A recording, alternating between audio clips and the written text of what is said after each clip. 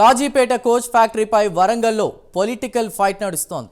ఎన్నో ఏళ్లుగా ప్రజలు డిమాండ్ చేస్తున్న రైల్వే కోచ్ ఫ్యాక్టరీ తీసుకొచ్చిన క్రెడిట్ మాదంటే మాదని మూడు ప్రధాన రాజకీయ పార్టీల నేతలు ఎవరికి వారే ప్రచారం చేసుకుంటున్నారు. పోటాపోటీగా సంబరాలు చేసుకుంటూ మీడియా సమావేశాలతో పొలిటికల్ హీట్ రాజేస్తున్నారు. కాజీపేట కోచ్ ఫ్యాక్టరీపై మూడు ప్రధాన రాజకీయ పార్టీల నేతల పొలిటికల్ ఫైట్ ఏంటో ఈరోజు తెరచాటు రాజకీయంలో చూద్దాం.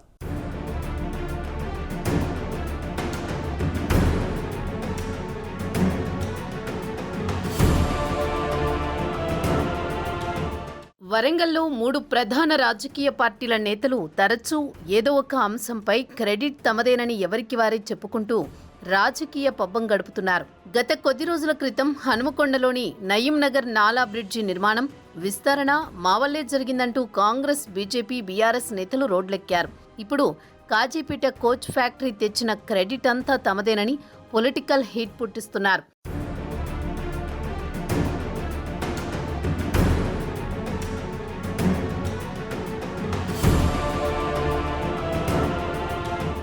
సౌత్ సెంట్రల్ రైల్వేలో కాజీపేట జంక్షన్కు కీలక స్థానం ఉంది. నార్త్ ఇండియాకు పోవాలన్నా, సౌత్ ఇండియా వైపు వెళ్లాలన్నా ఈ జంక్షన్ నుంచే వెళ్లాల్సి ఉంటుంది. అంతేకాకుండా తెలంగాణలో రెండో అతిపెద్ద జంక్షన్గా ఉండడం, ఇక్కడ నుంచి ఆదాయం కూడా పెద్ద మొత్తంలో సమకూరుతుండటంతో ఇక్కడ రైల్వే కోచ్ ఫ్యాక్టరీ ఏర్పాటు చేయాలనే డిమాండ్ దాదాపు 6 దశాబ్దాల నుంచి ఉంది. 1969లోనే కాజీపేటలో కోచ్ ఫ్యాక్టరీ ఏర్పాటు కోసం కమ్యూనిస్టు పార్టీ ఆధ్వర్యంలో ఆందోళనలు జరిగాయి. అప్పటి నుంచి ఇప్పటి వరకు కొనసాగుతూ వచ్చాయి.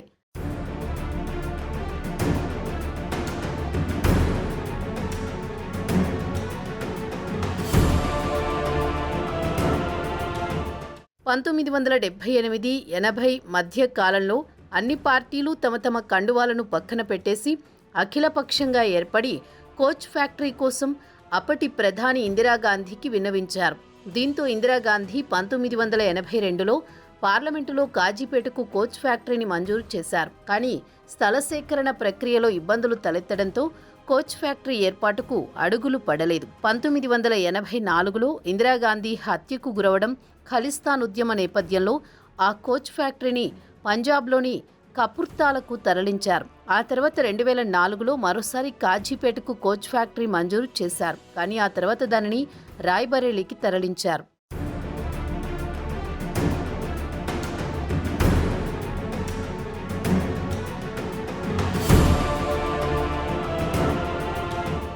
రెండు 2010-11 బడ్జెట్లో అప్పటి కేంద్ర ప్రభుత్వం కాజీపేటలో వ్యాగన్ ఫ్యాక్టరీ ఏర్పాటుకు గ్రీన్ సిగ్నల్ ఇచ్చి 15 కోట్లు మంజూరు కూడా చేసింది. ఆ తర్వాత దీనికి అప్పటి రాష్ట్ర ప్రభుత్వం 54 ఎకరాల భూమిని కేటాయించగా ఆ స్థలంపై వివాదాలు రావడంతో ఆ ప్రాజెక్టు తిరిగి వెనక్కెళ్లిపోయింది. ఇక తెలంగాణ ఏర్పాటు సమయంలో ఆంధ్రప్రదేశ్ పునర్విభజన చట్టంలో కాజీపేట కోచ్ ఫ్యాక్టరీ అంశాన్ని చేర్చారు. కానీ ఆ తర్వాత కోచ్ ఫ్యాక్టరీ అంశం పార్టీల మాటల యుద్ధానికే పరిమితమైంది. దేశంలో కొత్తగా కోచ్ ఫ్యాక్టరీల అవసరం లేదని చెబుతూ వచ్చిన కేంద్ర ప్రభుత్వం 2016లో కాజీపేటకు కోచ్ ఫ్యాక్టరీకి బదులు పీరియాడికల్ ఓవర్ హాలింగ్ వర్క్షాప్ను ప్రకటించింది. దానికోసం 160 ఎకరాలు అవసరముండగా మడికొండ, అయోధ్యపురం గ్రామాల శివారులోని ఎండోమెంట్ భూములను సేకరించారు. అసెంబ్లీ ఎన్నికల ముందు జూలై 8న వరంగల్కు వచ్చిన ప్రధానమంత్రి నరేంద్ర మోదీ పీఓహెచ్ను అప్గ్రేడ్ చేసి వ్యాగన్ మ్యానుఫ్యాక్చరింగ్ యూనిట్ను శంకుస్థాపన చేశారు.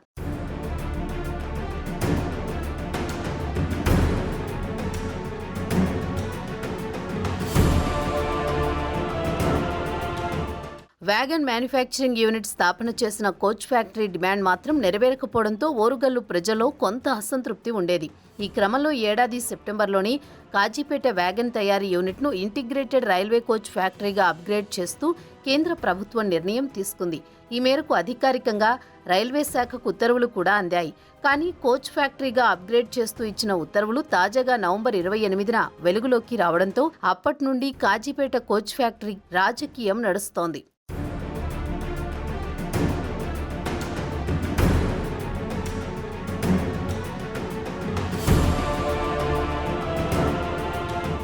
కాజీపేటకు కోచ్ ఫ్యాక్టరీ మంజూరు కావడానికి తమ కృషే కారణమంటూ కాంగ్రెస్, బీజేపీ, బీఆర్ఎస్ పార్టీలు ప్రచారం చేసుకుంటున్నాయి. ఎవరికి వారు సంబరాలు నిర్వహించుకోవడంతో పాటు పోటాపోటీగా మీడియా సమావేశాలు కూడా నిర్వహించి కోచ్ ఫ్యాక్టరీ క్రెడిట్ అంతా తమదేనని చెప్పుకుంటున్నారు.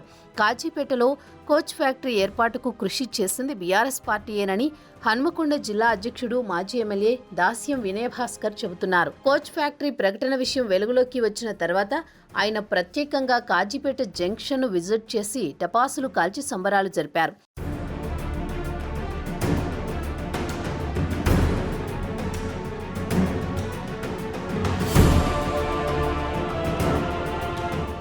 కాజీపేట కోచ్ ఫ్యాక్టరీ మంజూరు చేయడం బీజేపీతోనే సాధ్యమైందని హనుమకొండ జిల్లా బీజేపీ అధ్యక్షురాలు రావు పద్మ ప్రచారం చేసుకుంటున్నారు.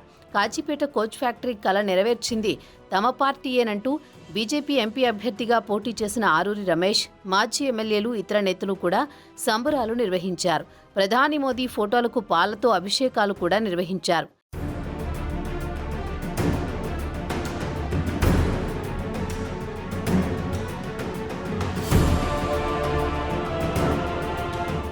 సీఎం రేవంత్ రెడ్డి, కాంగ్రెస్ పార్టీ నాయకుల పోరాట ఫలితంగానే కాజీపేటకు కోచ్ ఫ్యాక్టరీ వచ్చిందని వరంగల్ పశ్చిమ ఎమ్మెల్యే నాయని రాజేందర్ రెడ్డి చెబుతున్నారు. ఇప్పటికే సీఎం రేవంత్ రెడ్డి, ఎంపీ కడియం కావ్య పలుమార్లు కేంద్ర ప్రభుత్వానికి విన్నవించి కాజీపేటలోని వ్యాగన్ తయారీ యూనిట్ను కోచ్ ఫ్యాక్టరీగా అప్గ్రేడ్ చేయించారని చెబుతున్నారు.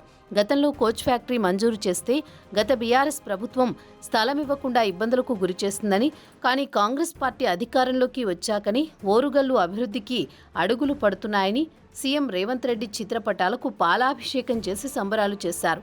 ఇలా మూడు పార్టీల నేతలు ఎవరికి వారు కోచ్ ఫ్యాక్టరీ క్రెడిట్ అంతా తమదేనని చెప్పుకుంటుండగా ఉమ్మడి పోరాటాల ఫలితంగానే కాజీపేటకు కోచ్ ఫ్యాక్టరీ కల నెరవేరిందని రైల్వే సంఘాల నేతలు అంటున్నారు. ఏది ఏమైనా దశాబ్దాల కల నెరవేరగా ఇక్కడి యువతకు ఉద్యోగ అవకాశాలు కల్పించేందుకు ప్రధాన పార్టీల నేతలు చొరవ చూపాలని ఓరుగల్లు ప్రజలు డిమాండ్ చేస్తున్నారు.